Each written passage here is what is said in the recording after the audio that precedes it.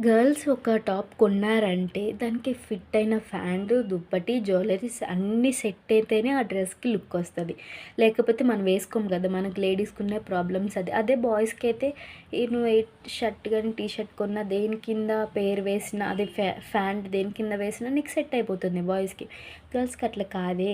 Please ఈసారి నుంచి కుట్టేవాళ్ళు ఎవరైనా ఉంటే మంచిగా ఇప్పుడు మీరు ఎక్సెల్ కుడుతున్నారంటే ఎక్సెల్ టాప్ ఫ్యాంట్ మంచిగా కుట్టి అమ్మండి.